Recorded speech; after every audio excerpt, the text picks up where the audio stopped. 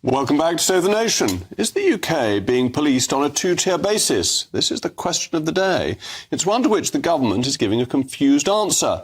Yet it is a fundamental and ancient constitutional principle that the government speaks with one voice. This is known as collective responsibility. Ministers may not freelance, and what one minister says must be the position of the government, or else the statement must be corrected, or the minister resign. Last night, a mob of scores of armed Muslim men swarmed the streets of Birmingham. Here's some of the pictures from Sky News showing these events. Community leaders have been speaking to the police as well because... Free Palestine! Free Palestine! Right, I think, apologies for the language you're hearing, but a sense of the anger I think you can hear there. Yeah, Katie, I think Becky... Remember for a moment that the government speaks with one voice. Jess Phillip, a minister in the Home Office, which is the department responsible for policing, and, has to be said, a thoroughly good egg, had this to say. These people came to this location because it has been spread that racists were coming to attack them. This misinformation was spread entirely to create this content.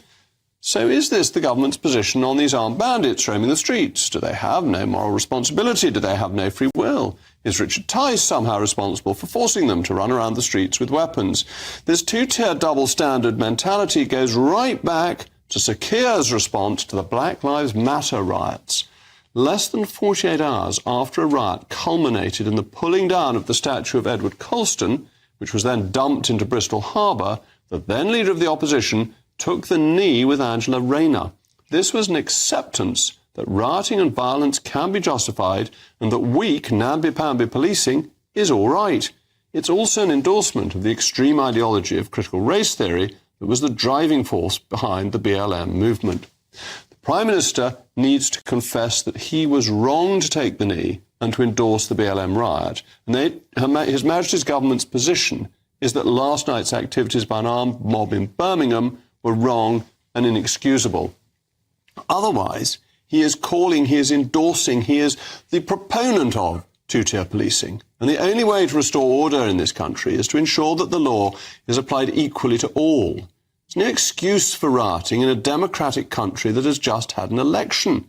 Labour, however much I may not like this, has a mandate to govern, but it cannot pick favourites, must not sympathise with the left-wing rioters of BLM or last night in Birmingham. If it does, it will lose the trust of other communities and risk unleashing a form of sectarian disorder that a civilised country cannot allow. As ever, let me know your views, mailmog@gbnews.com. But I'm very pleased to be joined this evening by the political commentator Andy Williams. And thanks so much for coming in. Evening. The taking of the knee was a grave mistake, wasn't it, after the riots had taken place in Bristol?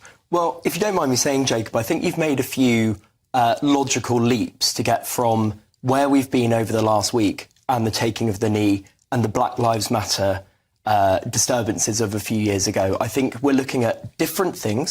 I think we're looking at disorder that stems from different issues. And I don't think that I think the government has been very clear that it's treating all disorder in an equal way. Okay, and you mentioned, you did mention Jess Phillips, and she's been very clear in her tweets and in her pronouncements that any act of violence will not be tolerated. You say different causes for the violence, but that is the prelude to justifying some and not others. That's the problem with taking the knee over BLM, whereas the leader of the opposition, had he been statesmanlike, would have said that if there is a statue you don't approve of, you should campaign through democratic means to have it taken down.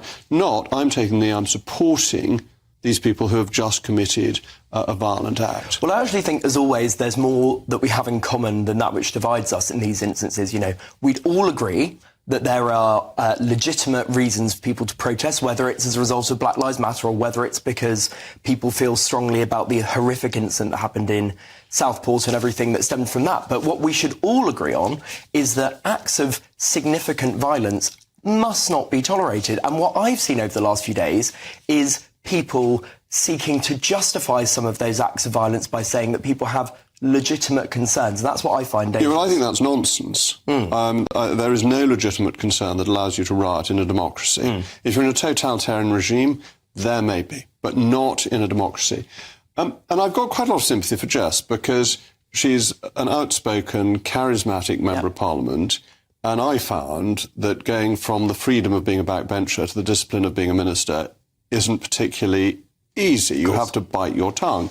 But what she said is these people came to this location because it's been spread that racists were coming to attack them. This misinformation was spread entirely to create this content. That is a defence, a sympathy with people who turned up in masks with weapons.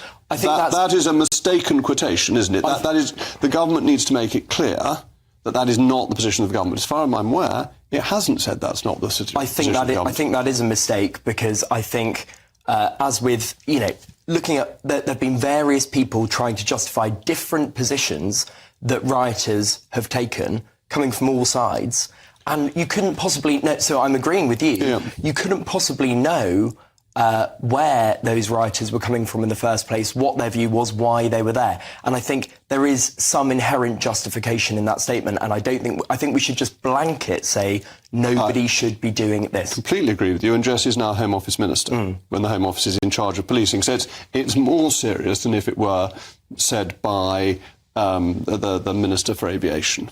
Of course, because it's part of her role. I accept that. And there is an impression, and it comes from some of the policing around the Palestinian marches and the policing that we've seen now, that there is this two-tier policing. And the Commissioner of the Police getting so bad-tempered yesterday, it's clearly a sore point with him, isn't it? It is, and look, I'm in my work, I advise CEOs and senior people who lead organisations every single day. And the first thing we would say to anyone in a position of responsibility like that is you cannot respond in a sort of rash or emotional way, regardless of how you feel. He's clearly frustrated, run down, whatever, that's no excuse. But he absolutely shouldn't have responded like that. Nonetheless, I think these accusations of two-tier policing are misplaced. I don't think there's significant evidence for that. And I think if you just look, for example, and it's only one measure, if you look at the number of arrests since Saturday, 147. Look at then the Black Lives Matter protests 4 years ago, 135 over a weekend. It's pretty consistent, actually. Well, it depends on the numbers in the protest. And of course it doesn't. It's one measure. The Black Lives Matter protests were coincident around the time of the Sarah Everard protests, which were extraordinarily heavy-handedly policed. And that's part of the issue.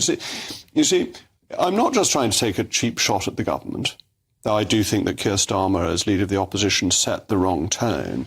I think this has been a problem that has been building up and has made people feel that the police take some instances of violence more seriously. And here I think we agree that they should treat them all the same. Absolutely. Where we disagree is that you think there's no evidence for two-tier policing, and I think that it is a matter we should be concerned about and that we need proper reassurance from the government and indeed from the police. It's why I think Sir Mark Rayleigh really ought to stand in front of journalists and answer questions, because it's a legitimate question. Well, I'm always in favour of transparency, and I actually, again, I work in strategic communications. From a communications perspective, I would be in favour of him standing up and saying, come at me, ask me questions, and I think he would be able to change some perceptions if he did that. Now, perception, I think, is the issue here.